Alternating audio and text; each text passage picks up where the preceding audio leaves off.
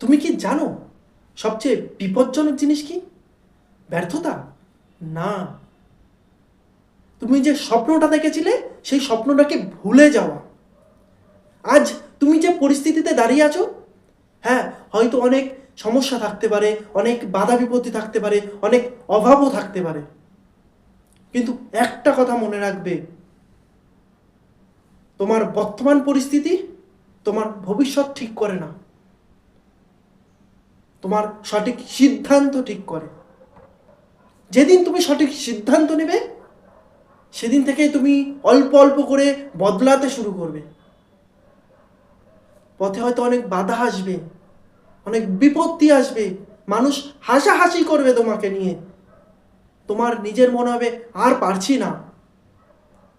কিন্তু সেই মুহূর্তেই নিজেকে শুধু একটাই প্রশ্ন করো তো, আমি কি আমার স্বপ্নের জন্য আর একবার চেষ্টা করতে পারি না? তোমার উত্তরটা যদি হ্যাঁ হয়, তাহলে তোমাকে আর কেউ আটকাতে পারবে না। কারণ জয়ী মানুষেরা কখনো হার মানেনি, আর যারা হার মেনেছে তারা কখনো জয়ী হতে পারেনি। তোমার স্বপ্নটার দাম যদি কিছুটা কষ্টের চেয়ে বেশি হয়, তাহলে থেমো না, কারণ কিছুদিন পর তোমার গল্পটাই অন্য কারোর মোটিভেশন হবে। তাই হার না মানার আগে ভাই আর একবার চেষ্টা কর, আর একবার। নমস্কার।